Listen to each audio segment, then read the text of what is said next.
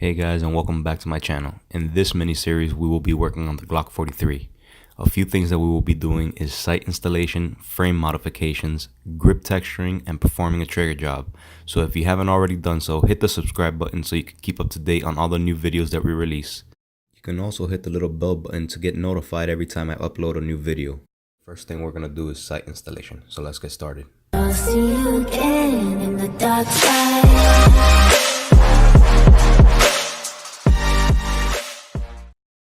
Alright, so for this project we're going to be using the Trijicon HD night sights.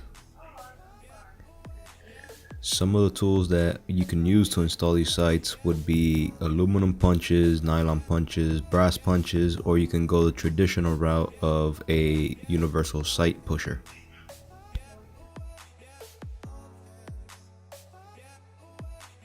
For this specific project we're going to be using a brass drift punch, a Glock front sight installation tool, a 2-ounce hammer, and some red thread locker.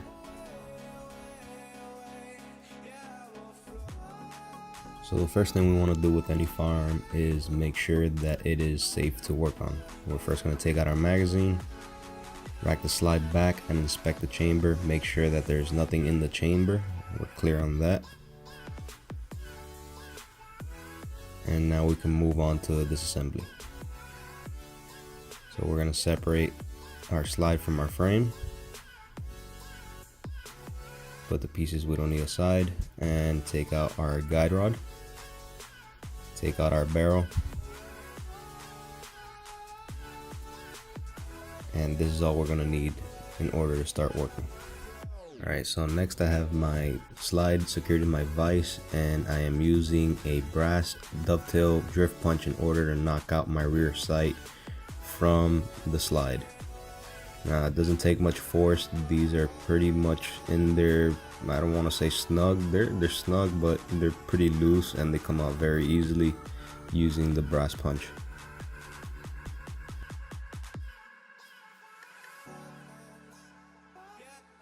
Next, I'm using a Q-tip soaked in acetone just to clean up any residue that's in the dovetail before I install the new sights.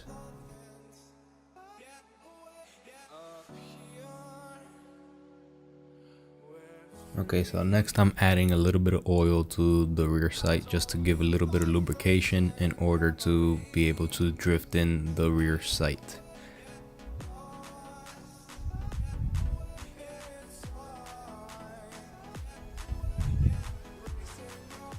Now I like to check that the sight goes in at least a quarter of the way in just to make sure it's not going to get stuck before I try to install it. Last thing you want is for your sight to get stuck while you're trying to drift it in, because it makes total pain to take back out and you risk more marring the parts. So I lubricate the sight a little bit just to make sure that it goes in smoothly, and then I change the position of the slide itself just to make it more comfortable for me to install and for you guys to see. And I started off with a nylon punch, but it wasn't really working the way that I wanted it to, so I moved on to a brass punch and covered the end of it with some masking tape just to reduce the amount of brass residue that got transferred over to the rear sight.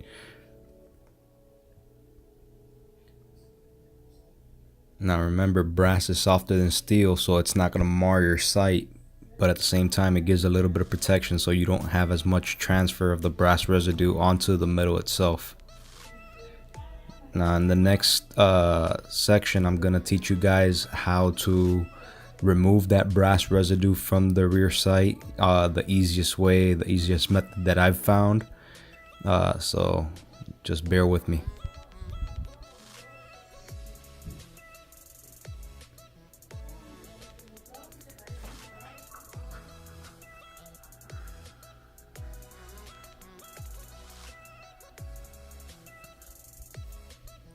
Now once you got the sight drifted into place, I normally just check to make sure that they're even on both sides.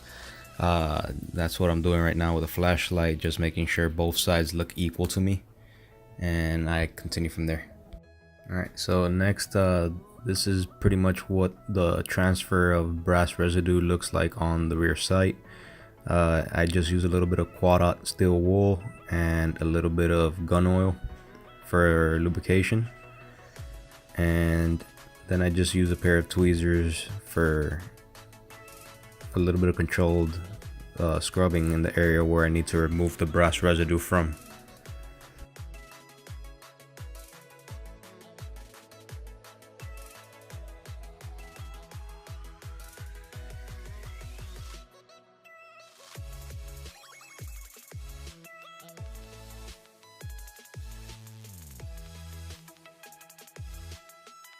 So you just scrub it a little bit, go very light. I mean, you're not putting a lot of pressure on it, just scrub away and check it often, because you just want to do it enough to remove the brass residue from the sight itself. So I clean it up with a Q-tip and make sure that all the brass residue is gone from the sight. And once you achieve that, you should have a clean looking part again.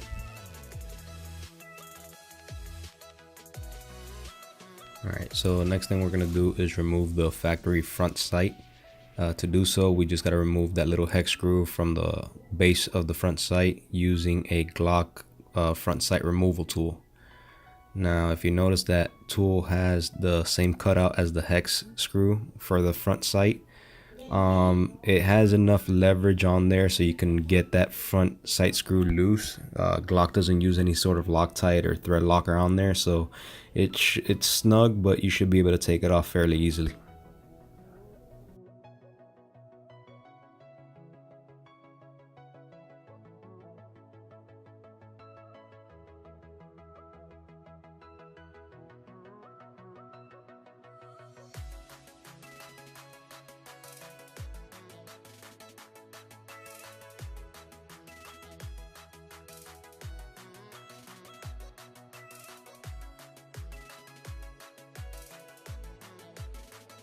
Next, we move on to installing the new front sight on our pistol slide.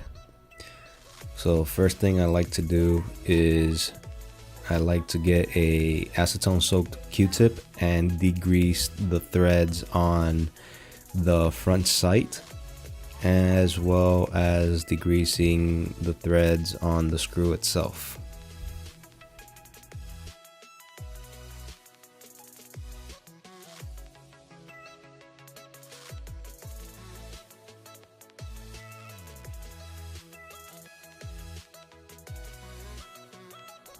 Okay, so next we're going to install our front sight into the cutout in the slide, and we're going to grab some red thread locker or red Loctite, whatever it is that you have on hand, and we're just going to add a small little drop of red Loctite onto the screw itself just to secure it in place on our new sight, so it doesn't come loose under recoil when firing at the range.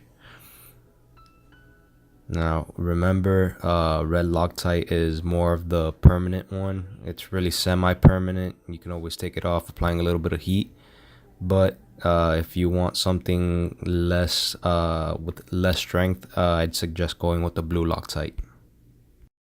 Okay, so next I got my smooth-faced parallel jaw pliers. I like to use this tool in order to adjust the front sight on the Glock once I've installed it, because the Glock has a little bit of play on that slot. It's not such a tight fitting slot for the sight, so there's always a little bit of wiggle room. So I like to use these pliers in order to adjust the front sight, and the great thing about it is that since they're smooth-faced, they don't mar the sight when you're adjusting them. That's a great little tool to have in the toolbox if you do any sight installations where you need to adjust this.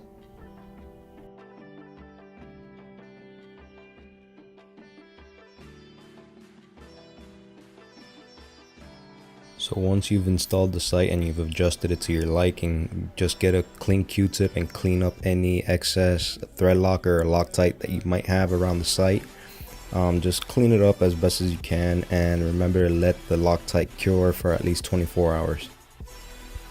Alright, so basically all we got left is reassembly. We insert our barrel, we insert our guide rod, and we mate both parts together. So slide to frame, installed, rack it back, make sure everything's fine, working, functioning as it should, and you are done. Your sights are installed, you're ready to go.